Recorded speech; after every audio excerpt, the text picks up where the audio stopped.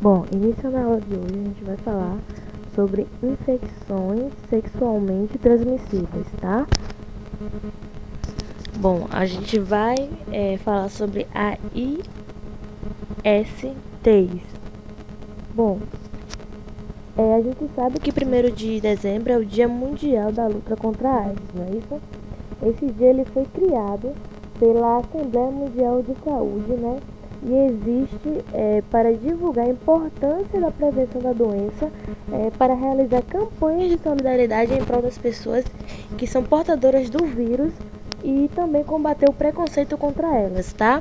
A AIDS e outras infecções sexualmente transmissíveis, que são conhecidas pelas siglas IST, podem passar de uma pessoa para outra por meio da relação sexual.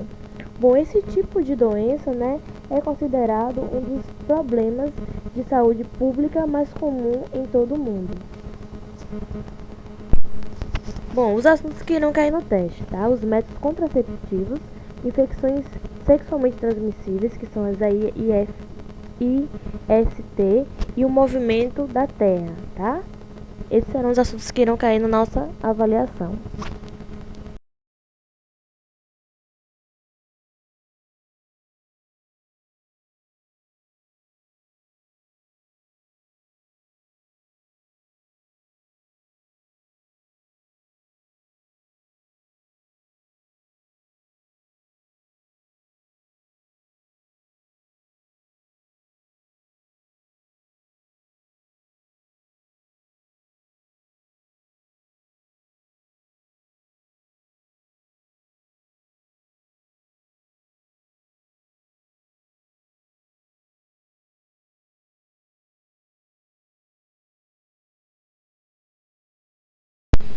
Bom, o assunto de hoje é infecção sexualmente transmissível, tá? A gente vai estudar quais são os sinais da ISTs, falar um pouquinho da AIDS, de onde veio o HIV e como é que ele age.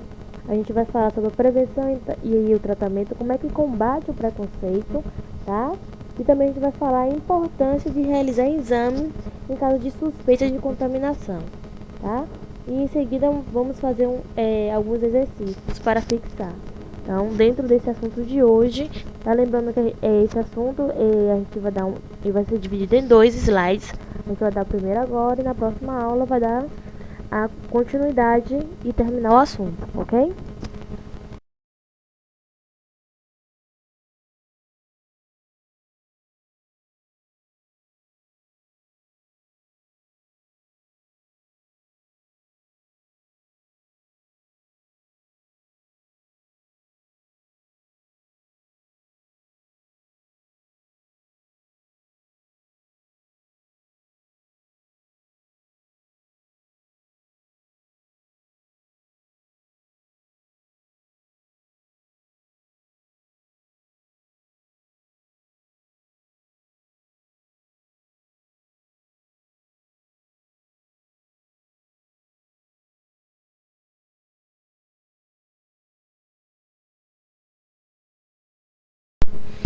Bom, começando, quais são os sinais das ISTs?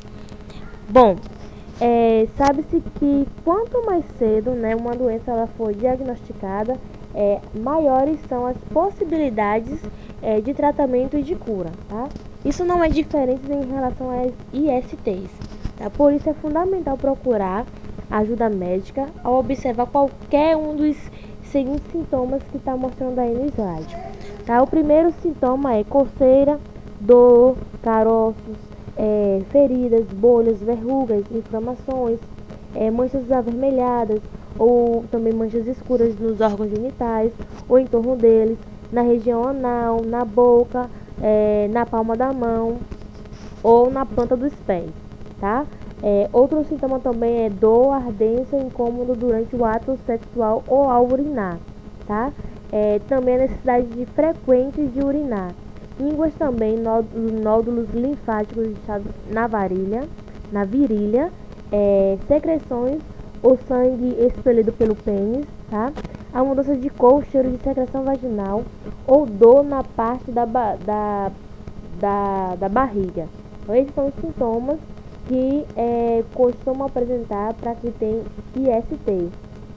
Bom, O termo DST, que é doença sexualmente transmissível, era o mais utilizado, né, para caracterizar essas doenças, pois às vezes as pessoas não manifestam nenhum sinal perceptível por um período ou até durante a vida, como é o caso do herpes. Por isso, é mais adequado usar infecções sexualmente transmissíveis, né, que é IST, uma vez que o termo doenças é usado apenas quando aparecem sintomas perceptíveis, certo? A pessoa ela pode ter e transmitir um IST mesmo que não apresente sintomas. Dependendo do tipo de infecção, gente, pode passar alguns dias ou semanas até os sintomas aparecerem, tá? É o chamado de período de incubação. Por isso que se um parceiro está ou esteve com infecção ou com suspeita de infecção, o outro deverá procurar um médico, mesmo que não apresente sintomas nenhum, para fazer a utilização do medicamento também.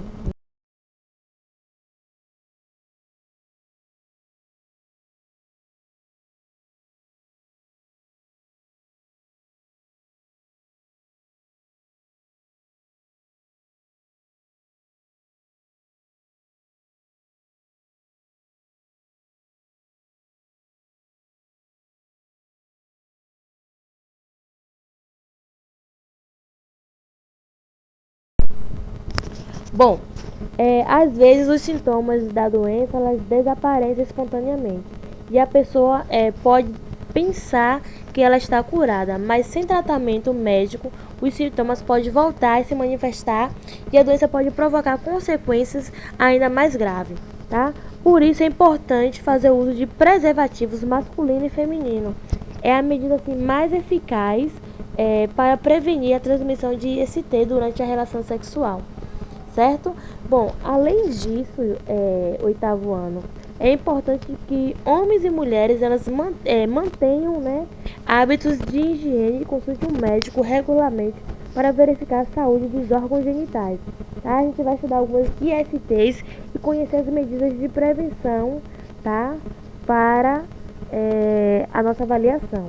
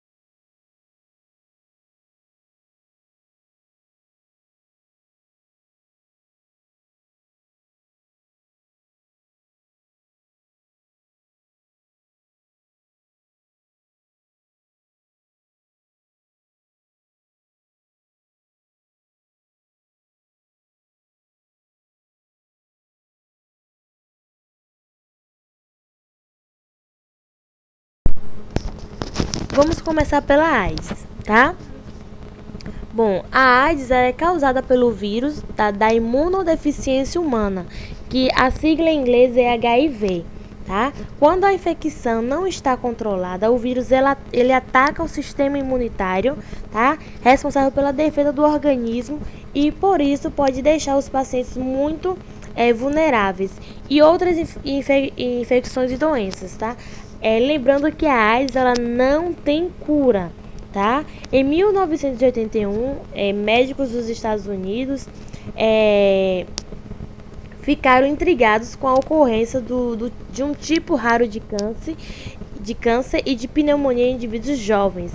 Esses pacientes eles apresentavam também considerável perda de massa corporal e grande redução do número de linfócitos, né, que é células do sangue encarregadas da defesa do organismo.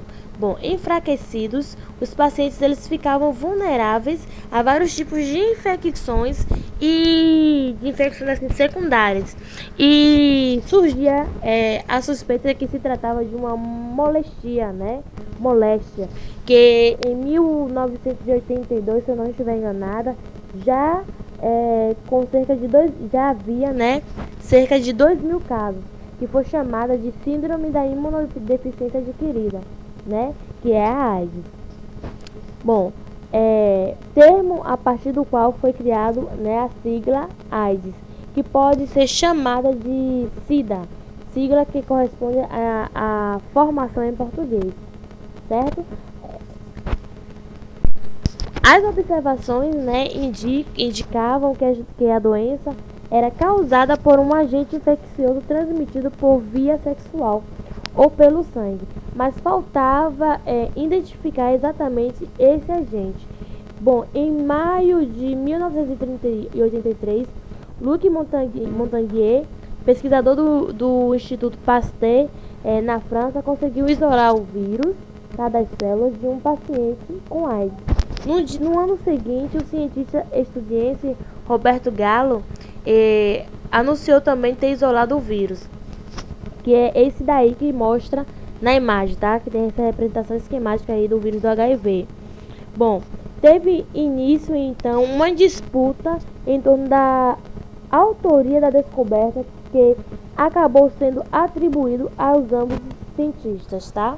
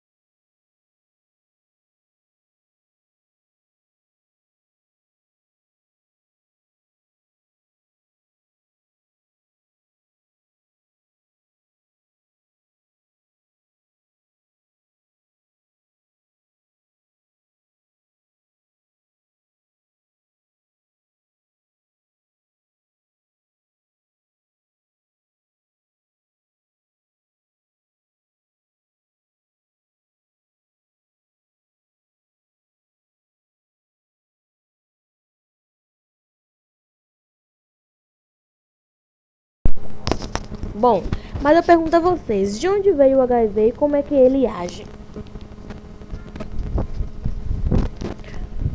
Bom, a gente sabe, né, que há dois tipos de HIV, HIV1 e HIV2, tá? Cada um com vários subtipos. O primeiro tipo, HIV1, é semelhante a um grupo de vírus que infecta chimpanzés, tá? Estima-se que o HIV1 tenha sido transmitido para o ser humano na década de 1930, ou ainda antes na África Central, onde os chimpanzés eram caçados e consumidos. Bom, o vírus pode ter passado para as pessoas que se cortaram quando caçava esses animais ou preparavam a carne deles para se alimentar, né?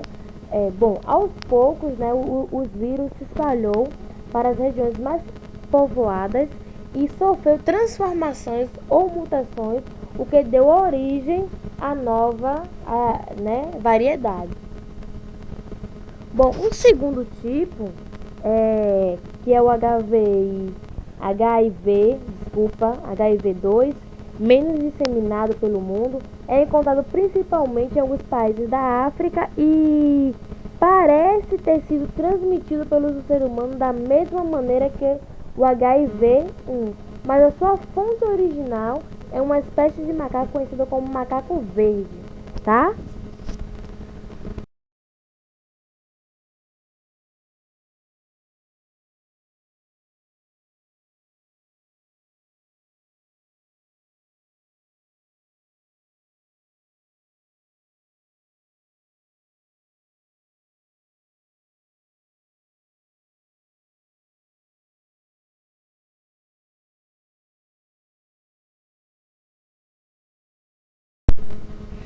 Bom, o vírus, né, o HIV, ele ataca principalmente uma célula da defesa do corpo conhecida como linfócito T, tá? Que auxilia o CD4+. Bom, essa célula produz substância que estimula a multiplicação, né, de vários outros tipos de linfócitos, tá? Como mostra aí essa imagem que vocês estão vendo no slide. Conforme o linfócito T, né, auxiliar é inativado pelo vírus da AIDS, ocorre a progressiva diminuição das células de defesa.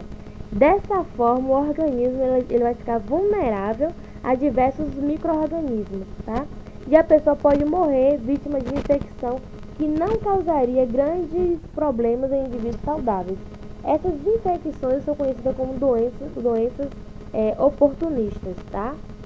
O vírus ele pode ser transmitido em relações sexuais com portadores do vírus, por transfusão de sangue, né, contaminado, pelo uso de seringas, tá? Objetos cortantes e agulhas contaminadas, pela mãe portadora do vírus que o transmite para o filho durante a gravidez, tá? Gestação e parto, ou na amamentação, tá? Também o vírus ele pode ser transmitido através do transplante de órgão também, tá? Nada indica que o vírus ele possa ser transmitido por aperto de mãos, né, abraços, beijos, tosse, espirro, uso de piscina ou uso comum de roupas, toalhas, copo, talheres ou louças, pentes e outros objetos não perfurantes, tá? Então isso quer dizer que não transmite essa doença sem nenhum contato direto, tá? Não há risco de contaminação na convivência na mesma casa ou no mesmo local de trabalho e com outros contatos do cotidiano, tá? Excluídas as relações sexuais sem preventivo ou contato com sangue contaminado. Com portadores do HIV também não se adquire o vírus sendo picado por um mosquito, ou seja, o mosquito me picou, vai picar o outro indivíduo e vai contaminar. Não, nada disso, ok?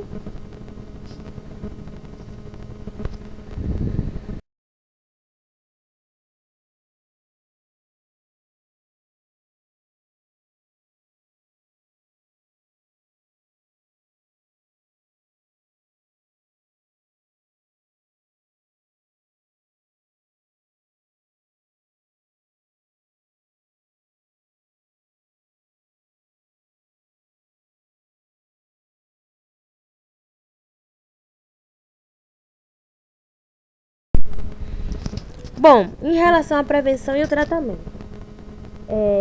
não há vacinas para a AIDS, tá? Pois o HIV sofre mutações muito rapidamente. Mas o uso de uma combinação de medicamentos, como os vários tipos de antirretrovirais, serão explicados o que é esse termo mais adiante, indicados pelo médico, pode prolongar bastante a vida da pessoa com HIV e manter a qualidade de vida.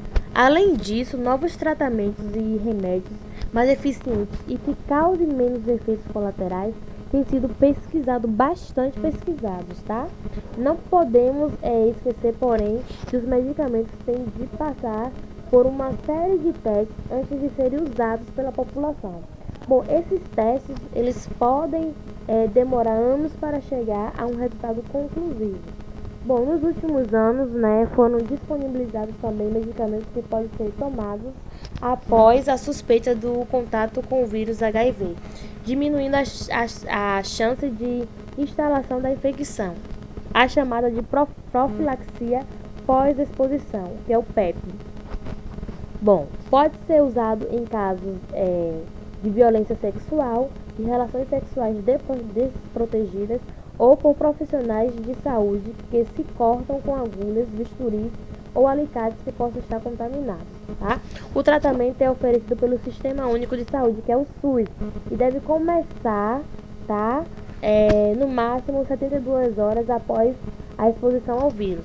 A pessoa deve ser acompanhada por profissionais de saúde ao longo do tratamento, tá? A PEP é uma medida de emergência e por isso não substitui o uso da camisinha na prevenção da AIDS, tá? Usem camisinha sempre.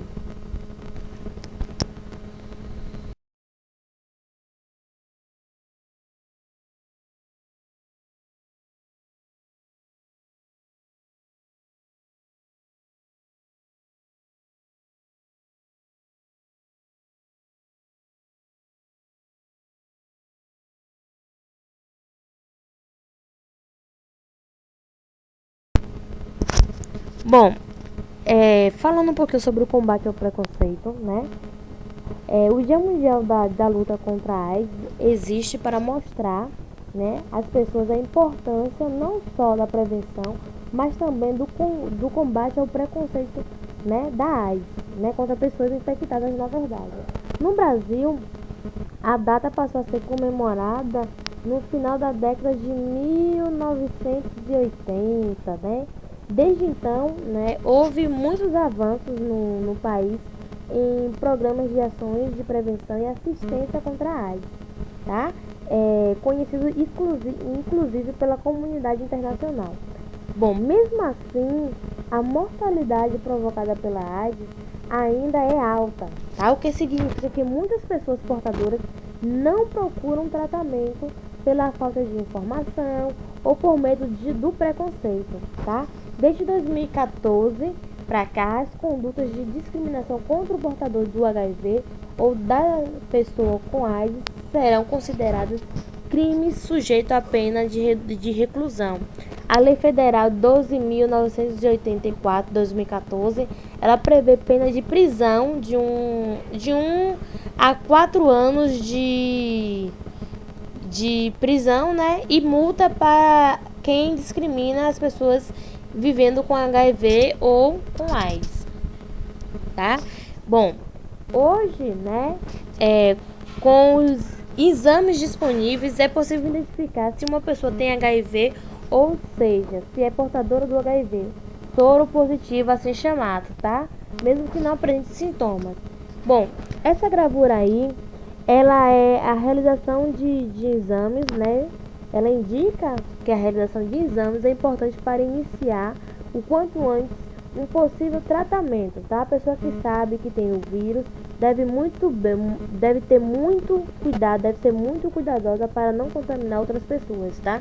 O exame e a comunicação dos resultados devem ser feitos por profissionais de saúde. Então, essa imagem aí é para dizer exatamente isso. Eu me previno, eu me testo, eu sigo em frente. Partiu o teste, tá? Quanto antes identificar, melhor será o tratamento. Bom, é importante realizar, né, esses exames em caso de suspeita de contaminação. Como o vírus pode ser transmitido para o feto, mulheres grávidas, elas devem fazer o exame do HIV, tá? Como mostra aí na imagem.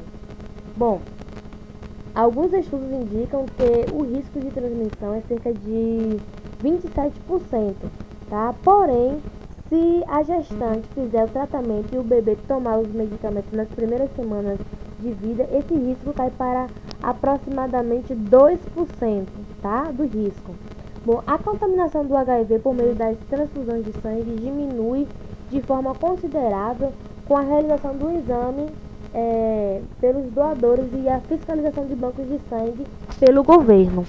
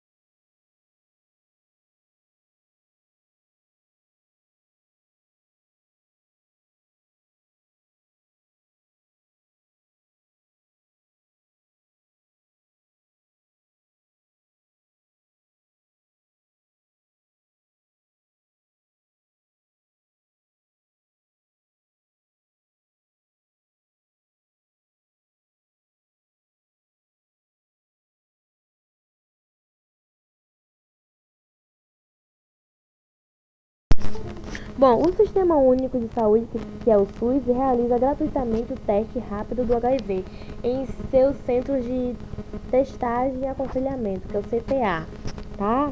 Mostra aí na figura, sendo feito um teste rápido. Bom, esses locais, né, prestam serviços de saúde relacionados com o diagnóstico e a prevenção de infecções sexualmente transmissíveis. Bom, assim que quem quer saber se tem ou não, né, o HIV, deve procurar esses centros e realizar um exame, tá? Que pode ser de forma anônima, sem se identificar, tá? O resultado sai no máximo 1 hora. Você faz o exame, aguarda, espera 1 hora, pronto. Aí fica sabendo se tem ou não, ok? E um resultado positivo não é suficiente para diagnosticar a infecção. É necessário o 8º ano repetir o exame pelo menos 2 vezes e confirmá-lo por outros tipos de teste mais específicos. Bom, embora não destrua completamente o vírus, os medicamentos atuais eles podem retardar a evolução da doença, aí evitar a instalação das infecções oportunistas, como, por exemplo, a pneumonia. Entre os medicamentos que retardam, né, a evolução da AIDS estão os chamados medicamentos antirretrovirais, que inibem a multiplicação do vírus. Bom, eles, né, ajudam a evitar o enfraquecimento do sistema imunitário do paciente, né, e diminui as chances de transmissão da doença a outras pessoas, né. As chances de transmissão são reduzidas porque a quantidade de vírus no organismo, né, que é a carga viral, ela fica mais baixa. Bom, esses e outros medicamentos permitiram uma melhora considerável na qualidade e na expectativa de vida das pessoas portadoras do HIV.